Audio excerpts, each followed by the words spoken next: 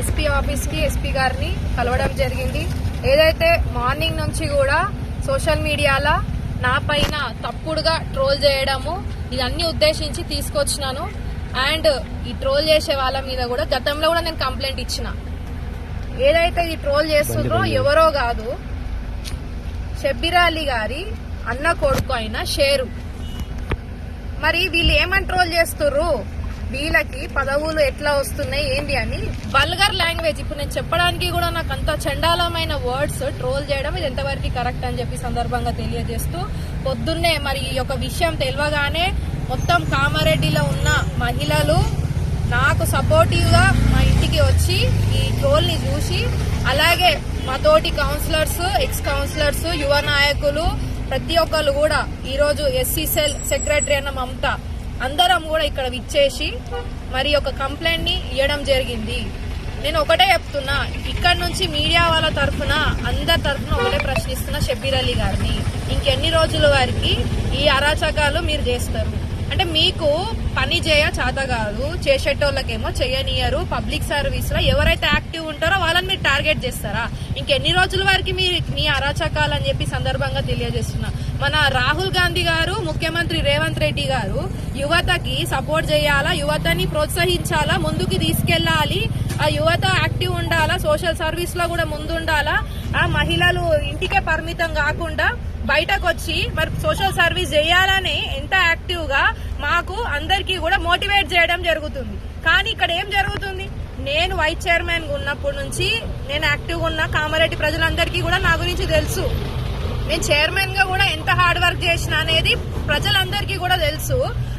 నేను జిఆర్ కాలనీలో చేసిన పనులు గాని, అలాగే రోడ్ల మీద వృద్ధులు ఉన్నప్పుడు వాళ్ళకి చేసిన హెల్ప్ గాని, హాస్పిటల్ ఎవరికైనా ఇబ్బందులు ఉన్నప్పుడు వాళ్ళకి చేసిన హెల్ప్ గాని, ఎవరైనా చనిపోయినప్పుడు వాళ్ళకి అమౌంట్ ఇచ్చి ఆర్థిక సహాయం చేయడం గాని, అలాగే మొన్న రీసెంట్ గా జీసీఆర్ ట్రస్ట్ నుంచి జాబ్ మేళా పెట్టి ఎంతో మంది యువకులకి జాబ్లు ఇప్పించడం గానీ, బ్లడ్ డొనేషన్ క్యాంప్స్ పెట్టడము, అలాగే వివిధ ఇప్పుడు ఇందిరమ్మ ఇండ్లు కట్టుకున్న వాళ్ళకి కూడా ఆర్థిక సాయం, మనం వాళ్ళకి ఇంట్లో కిచెన్ లో అవసరం ఉండే వస్తువులు కూడా మనం సొంత డబ్బులతోటి హెల్ప్ చేయడము, అలాగే హ్యాండిక్యాప్డ్ వాళ్ళకి కూడా వెహికల్స్ ప్రొవైడ్ చేయడము, ఇట్లా చెప్పుకుంటా పోతే చాలా వరకు మేము హెల్ప్ చేస్తున్నాం. నేను గానీ మా husband Chandrashekar Reddy TPCC general secretary గారు ఇప్పుడు రీసెంట్లీ ఎవరైతే పేదింటి కుటుంబం నుంచి వచ్చిన మహిళలు ఏడ్చుకుంటా మా దగ్గరకు వచ్చి, అమ్మ మాకు ఆర్థిక పరిస్థితి బాగాలేదు, మా పెళ్లికి ఏదైనా సహాయం చేయండి అని అన్నప్పుడు పుస్తమెట్టలు కూడా మా సొంత నిధులతోటి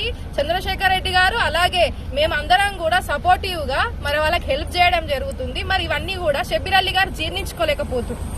మరి ఎందుకండి? మీరు చెయ్యండి, మీరు రాజకీయాలు చేయండి, మీరు హెల్ప్ చేయరు, మీకు సాధనైనంత మీరు హెల్ప్ చేయరు, మేము చేసేది మేము చేస్తాము. మీరు ఇట్లా అడ్డుకోవడం ఎంతవరకు కరెక్ట్? అంటే మీరు చెయ్యరు, చేసేటోళ్ళని చేయనియరు. టార్గెట్ చేసేట్లయితే ఫస్ట్ ఒకటే రూలింగ్ పార్టీ, ఒకటే కాంగ్రెస్ పార్టీలో ఉన్న పెద్ద మనిషి చెప్తాడు, నేను సీనియర్ నాయకుడిని, నేను సీనియర్, నేను ఎప్పటి నుంచో ఉన్నా, నాకు కోస్తే కాంగ్రెస్ వెళ్తుందని మాట్లాడతారు కదా. ఇదేనా మరి మీ పద్ధతి? మహిళకి ఒక చెండాల పైన ట్రోలింగ్ చేయడము, రౌడీలని గ్యాదర్ చేసి రౌడీలను ఎన్కేసి తిప్పుకోవడము. ఈయన ఎవరు? ఈ పర్వేజ్ అంటే ఆయన ఎవరు? ఈయన కత్తుల దాడిలో ప్రతి ఒక్కళ్ళ కామారెడ్డిలో కూడా ప్రతి ఒక్కరికి తెలుసు ఈ పర్వేజ్ గురించి. ఈయన వేసుకొని తిరుగుతున్నాడు. 12 ఏళ్ల నుంచి ఈయన మన కామారెడ్డిలో కనిపించలేదు. మరి ఈ మధ్యలో వచ్చిండు. ఈ మధ్యలో ఈయన వచ్చినప్పటి నుంచి మళ్ళీ స్టార్ట్ అవుతుంది. అంటే ఒక హిందూ మహిళగా నాకు ఇబ్బంది పెట్టడము ఎంతవరకు కరెక్ట్ అని చెప్పి నేను షబ్బీర్ అలీ గారిని ప్రశ్నిస్తున్నా. మీ అన్న కొడుకు షేరుని, అలాగే మీ కొడుకైన ఇలియాస్ ని, అలాగే ఈ పర్వేజ్ ని, ఇంకొక పర్సన్ ఉన్నాడు, కామారెడ్డి జిల్లా పేజ్ వీళ్ళ ఆధ్వర్యంలోనే నడుస్తుంది. అది కూడా షేక్ ముక్తార్ అనే క్యాండిడేట్ ఇక్కడ ఉండడు, ఎక్కడనో దుబాయ్ లోనో మస్కట్ లోనో ఉంటాడు. అక్కడ నుంచి ఇక్కడికి పెట్టియడం అంటే ఎంత స్మార్ట్ వర్క్ వాళ్ళు చూసిర్రా. అక్కడ నుంచి మొత్తం కంప్లీట్ గా డీటెయిల్స్ గా మనం ఏదైనా హార్డ్ వర్క్ చేయగానే దానికి ఆపోజిట్ గా పెట్టడము, ఎవరితోనైనా ఫోటో తీయగానే వీళ్ళ ఫోటో ఇళ్ళతో దిగిరని ఇష్టం ట్రోల్ చేయడము. అంటే ఇంకా ఎన్ని రోజుల వరకు చూస్తామని అనుకుంటున్నారు మీరు? ఈ అరాచకాలన్నీ మానుకోవాలని చెప్పి ఈ సందర్భంగా తెలియజేస్తున్నాను. మీరు ఎన్ని రోజులు ఇట్లా చేసినా గానీ మేమైతే ఊకోము. ఈరోజు పొద్దున ఒక పెద్ద మనిషి, సీనియర్ నాయకుడు అనే చాట్ల రాజేష్, 20 years ఎక్స్పీరియన్స్ ఉన్న చాట్ల రాజేష్, నేను ఆయనకు బాబాయ్ అని పిలుస్తా. అయినా బాబాయ్ అని పిలుస్తున్నాను అనే ఒక తండ్రి లాగా నేను రెస్పెక్ట్ ఇచ్చి ఎన్నోసార్లు రెస్పెక్ట్ ఇవ్వడం జరిగింది. బాబాయ్ నీకు నేను ప్రెస్ అందరు ముంగట ఒకటే చెప్తున్నా, బాబాయ్ నీకు ఇంతనైనా తెలివి ఉందా? మీ ఇంట్లో మరి అమ్మ ఉన్నది, కోడళ్ళు ఉన్నారు, బిడ్డలు ఉన్నారు, నీకు గుర్తుకు రాలేదా? మరి మీరు ఇది షేర్ చేసినప్పుడు గ్రూపులల్లా సరే ఎవరో పెట్టిరు అన్నప్పుడు మీరు ఎట్లా ఊకుంటారు? నేను కూడా మీ బిడ్డ వయసు దాన్నే కదా, మీరు ఎట్లా పెట్టిరు గ్రూపులల్లా? ఈ చాట్ల రాజేష్ బాబాయ్ని కూడా నేను ఇచ్చిపెట్టా. ఇప్పటికి నేను రెస్పెక్ట్ ఇస్తున్నా. ఎందుకు ఇస్తున్నా అంటే నాకు ఉంది, నాకు అభిమానం గానీ మీ మీద రెస్పెక్ట్ గానీ ఉంది. కానీ మీరు ఇలా చేయడం ఇంతవరకు కరెక్ట్ అని చెప్పి నేను తెలియజేస్తున్నాను. అలాగే కాంగ్రెస్ పార్టీని మొత్తం కూడా కామారెడ్డిలా నాశనం పట్టించేది కేవలం ఒకటే పెద్ద మనిషి, అది షబ్బీర్ అలీ అని చెప్పి ఖచ్చితంగా నేను సందర్భంగా తెలియజేస్తున్నా. అయినా నువ్వు షబ్బీర్ అలీ గారికి ఇప్పుడు ఒకటి వార్నింగ్ కూడా ఇస్తున్నా. నిన్న ఒకటి చెప్పిరు, మొత్తం సోషల్ మీడియాలో అన్నిట్లో కూడా వాయిస్ రికార్డింగ్ ప్రతి ఒక్క దాంట్లో ట్రోల్ అయింది. అలా ఏమొచ్చింది? అలా కూడా మీరు ఏం మాట్లాడిరు?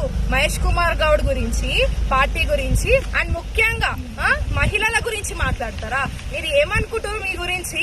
మేమైతే ఊకున్నదిలే చెప్తున్నామా ముఖ్యమంత్రి గారి గురించి, అలాగే మా పిసిసి మహేష్ కుమార్ గారి గురించి, పార్టీ గురించి మీరు మాట్లాడితే అది ఎంత పెద్ద సీనియర్ నాయకుడైనా, ఎంత పెద్ద మనిషి అయినా పార్టీని అన్నందుకు ఖచ్చితంగా ఆయనకి తగిన చర్యలు తీసుకోవాలి.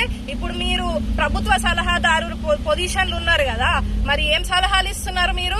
ఇవేనా సలహాలు ఇచ్చేది మీ ఇంట్లో మనుషులకి, మీ ఇంట్లో కొడుకులకి? ట్రోల్ చేయరు, ఆడబిడ్డల మీద అజ్జేయరు, ఇజ్జేయరని ఇదేనా మీరు ఇచ్చే సలహాలు?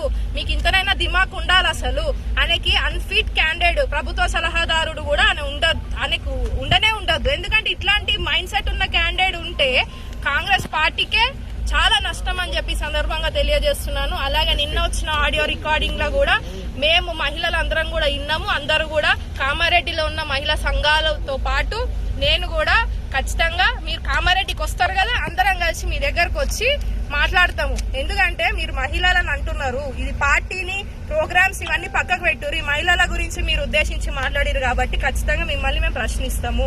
హిందూ శ్మశాన వాటిక గురించి మేము సపోర్టివ్ గా మాట్లాడితే మీరు ఇక్కడి వరకు తీసుకొస్తారా?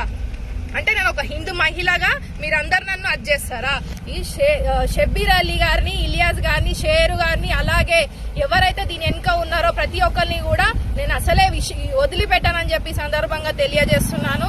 ఒక మహిళ లీడర్ గా నేను ఇంకా ముందుకు ఎదుగుతాను. ఇట్లనే పబ్లిక్ సర్వీస్ చేసుకుంటా ముందుకు పోతాను. మీరు ఏం చేసుకుంటారో చేసుకోరు, నేను దేనికైనా రెడీ. కామారెడ్డి ప్రజలందరికీ కూడా గడ్డం ఇందుప్రియ గురించి, గడ్డం ఇందుప్రియ క్యారెక్టర్ గురించి, ఆమె ఎట్లా సోషల్ సర్వీస్ చేస్తుందో ప్రతి ఒక్కరికి కూడా తెలుసు.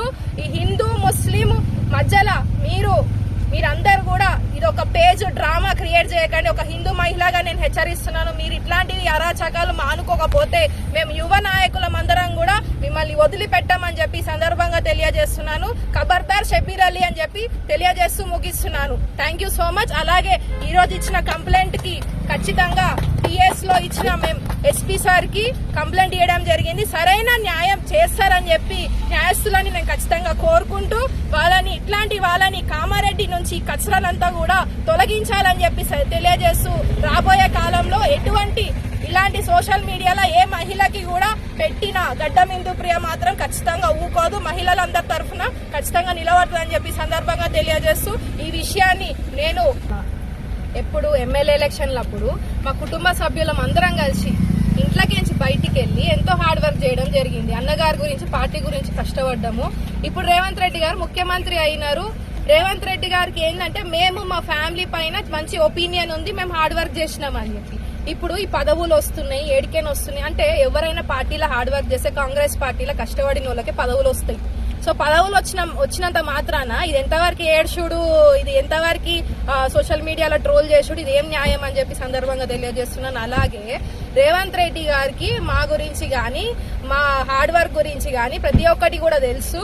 మేము ఫ్యూచర్ లో కూడా ఇది రాహుల్ గాంధీ గారి దగ్గరికి కూడా ఈ అరాచకాల గురించి కూడా నేను ప్రతి ఒక్కటి కూడా విషయం తీసుకెళ్తాను. ఇది పర్సనల్ గా మీరేదో రాజకీయాలుగా ఎదుగుతారు, ఒక మహిళని కించపరిచితే నేను ముందుకు పోతా.